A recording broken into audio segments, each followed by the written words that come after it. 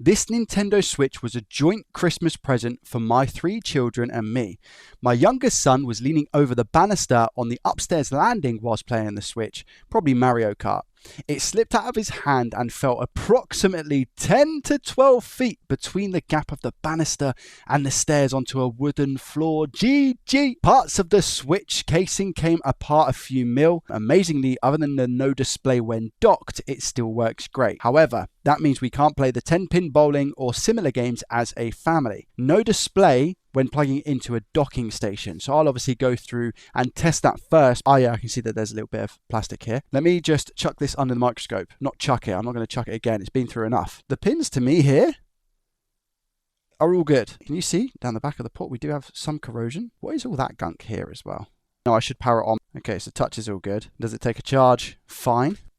What happens when we plug it in? Yeah, that looks fine. Are we going to have a situation whereby their dock is faulty? Over to the game capture. Ready? Right, the Switch does turn off, so it recognises. Okay, so it doesn't work in a docking station. Once I've got this board out of the chassis, I'm going to use my USB-C tester. Looking at the back of the console, the P13 USB chip, which is responsible for the video output on the device, looks okay.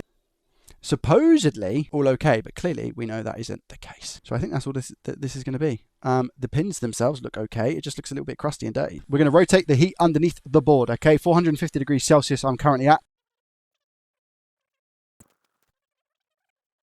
I'm going to drop it down to about 430 because we've got leaded solder here.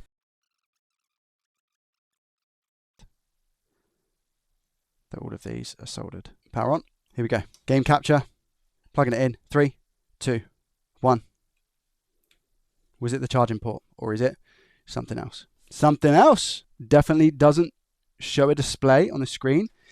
Interesting. I'm going to go P13 USB. Try and change that out. I think I was right to change the port straight off the bat because of how it looked. Right, P13 USB. We've got a little bit of flux here. Can you see that I potentially missed before? This is factory flux.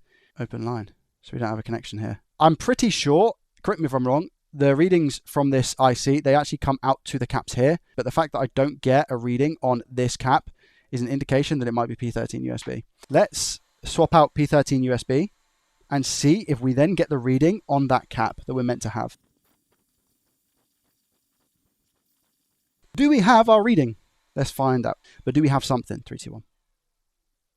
Lord, the glove, we have it. Power on.